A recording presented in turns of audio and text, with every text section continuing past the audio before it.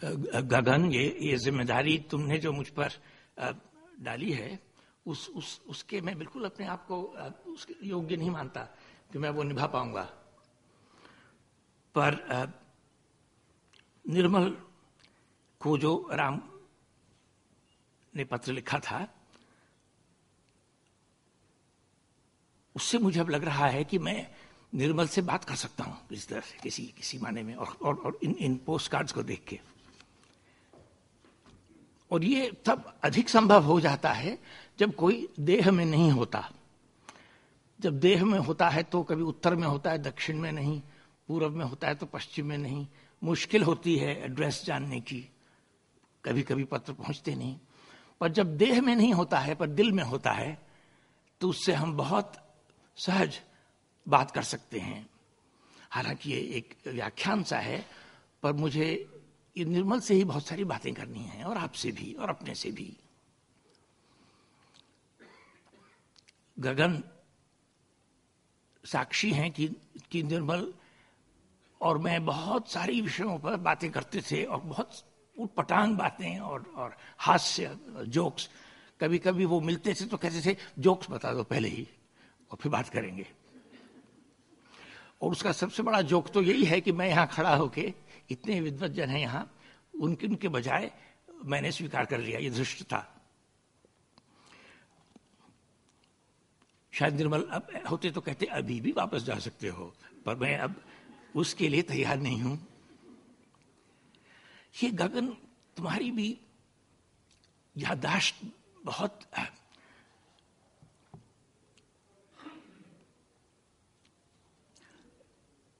अनूठी है।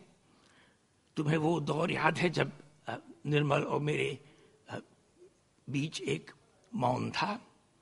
मित्रता तो थी पर मौन था, और उसके कारणों में जाने की कोई आवश्यकता नहीं है, क्योंकि ऐसा मौन अगर नहीं होता तो हम दोनों के प्रिय श्री रमण महर्षि का अपने हृदय में हमें एहसास नहीं होता। तो इसलिए ये भी जरूरी था। ऐसा कुछ मुझे समझ आ रहा था एक दिन, यहीं IISc के बार में जहां मैं बैठता था। निर्मल आते थे और दूर जाके कहीं और बैठ जाते थे, और हम मौन ही मौन में एक दूसरे को बहुत कोसा करते थे। एक दिन उठे वो अपनी कुर्सी से और मेरी तरफ आने लगे। तो मैंने मन में सोचा कि अब मैंने कौन सी गलती कर दी, अब किस बात की डांट सुनने को मिलेगी और किस तरह की डांट सुनाने को मिलेगी।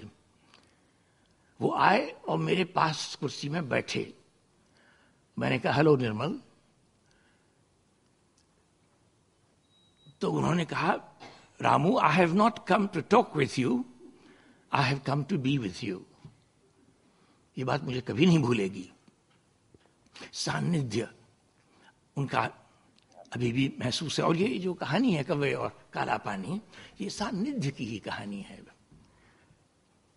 साथ होने की, रहने की। और ये मुझे नहीं मालूम था कि जो सहजी बाबा हैं इस कहानी के, वो एक इतिहास के पात्र भी हैं।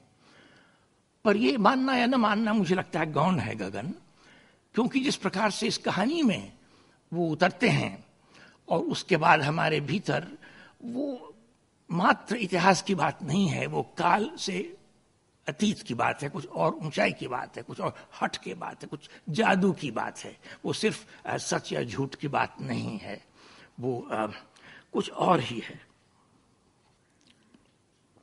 इसलिए उनको मैं नहीं जानता जिनके बारे में गगन ने कहा, इसलिए जो कुछ भी कहूंगा वो मैं उस पात्र के बारे में कहूंगा जो इस कहानी में कव्वे और काला पानी, जो 80 के दशक में लिखी गई थी, और जिस पर मुझे बोलने का एक अवसर पहले भी मिल चुका है, पर मैं उसको दोहराऊंगा नहीं। आज मैंने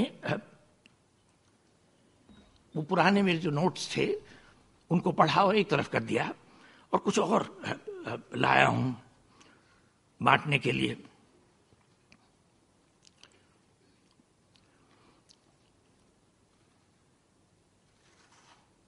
एक तो, और ये अभी जो मैं कह रहा हूं वो सत्य है, बहुत वर्ष हुए निर्मल, बहुत वर्ष हुए निर्मल के बरसाती घर में मैं पहुंचा और कोई नहीं था उस दिन, और उस दिन मेरा मन कुछ उदास था। आशा है जो मैं कहने वाला हूं, जो कह चुका हूं उसके बाद थोड़ा आप हंसेंगे। तो मैं उदास था, डिप्रेस था। तो मैंने निर्मल से कहा कि ऐसा है, आज मैं बहुत उदास हूं। तो उन्होंने कहा, ऐसा क्यों रामू, देखो कितनी ठंडी हवा चल रही है। ऐसा ही उत्तर गगन को भी मिला। जब निर्मल ने, गगन लिखती हैं संस्मरण में अपने, कि एक बार निर्मल ने उनसे पूछा, गगन से, कि तुम मोक्ष चाहोगी या पुनर्जन्म। तो गगन ने कहा मोक्ष। फिर गगन लिखती हैं कि अपनी बड़ी बड़ी पलकें हिलाते हुए निर्मल ने वो औरों से जो सवाल पूछते थे वो साथ साथ अपने से भी पूछते थे। कहा कि क्यों, कितना सुंदर ये जगत है, यहां क्यों नहीं आना चाहती। वही बात। पर जब निर्मल ने मुझसे कहा था कि देखो कितनी ठंडी हवा चल रही है, उस रात को मुझे बड़ा अजीब सा सपना आया। और ये सच है,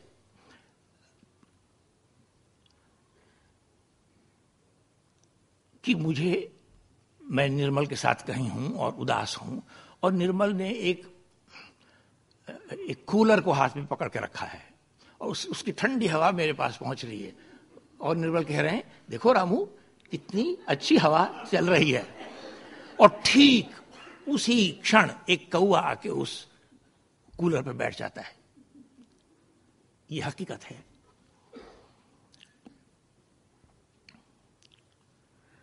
ऐसा बहुत निर्मल की कहानियों में हमें मिलता है कि अचानक एक मोड़, कुछ हट के बात कहना, कुछ नई बात कहना, या एक ही बात को दोबारा दोबारा सोचना। बहुत चित्रमय है, अशोक ने कहा, और ये बिल्कुल सत्य है।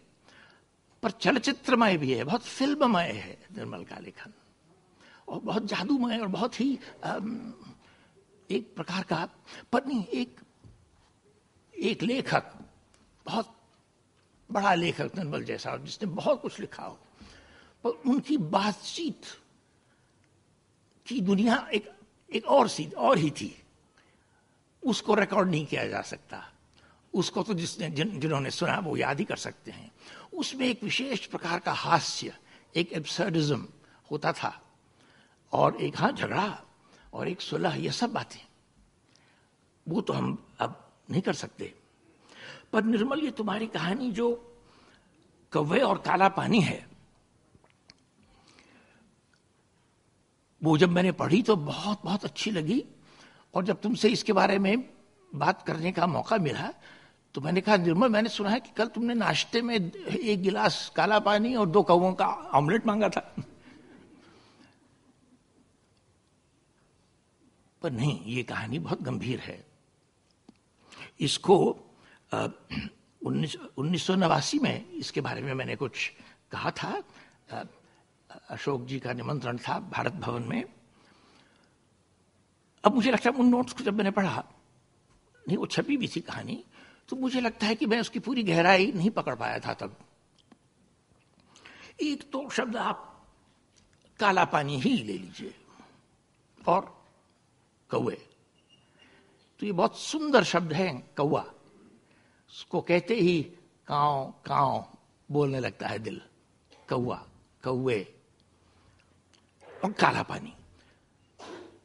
काला पानी यानी, इस शब्द का इतिहास में बताने की कोशिश भी नहीं करूंगा, पर काला पानी एक प्रकार की सजा है, एक दंड है, जो हमें ऐसी जगह ले जाती है जहां से हम वापस नहीं आ सकते आसानी से।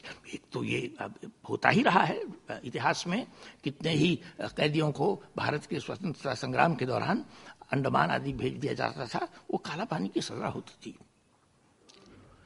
पर हमेशा संभावना रहती है, जब भी ऐसा होता है, किसी को आप आजीवन कारावास भी दे दें तो भी संभावना होती है कि वो वापस आ जाएगा। या कुछ समाज ऐसे बदलेगा, इतिहास कुछ बदलेगा, सत्ता बदलेगी और वो मिल जाएगा। इसलिए वो काला पानी नहीं है जिसकी बात मुझे लगता है निर्मल न करते हुए भी करते रहते हैं इस कहानी में।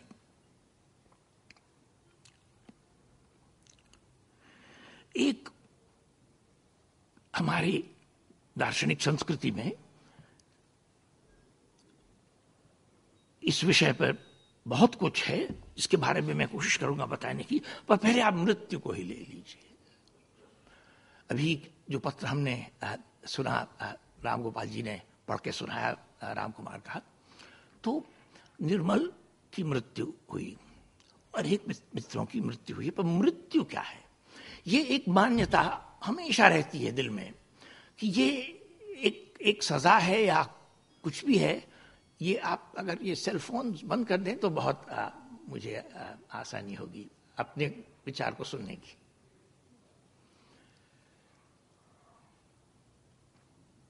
मुझे लगता है कि अब मुझे नहीं मालूम, काला पानी में शायद सेल फोन की इजाजत अब होती होगी, पर एक जमाने में नहीं होती थी बिल्कुल। पर मृत्यु जो है वो क्या है आखिर? वो एक सजा मानी जा सकती है, एक उस जगह ले जाती है जहां से हम मान सकते हैं कि वापस कोई नहीं आता। तो निर्मल की कथा में ये तो अर्थ है।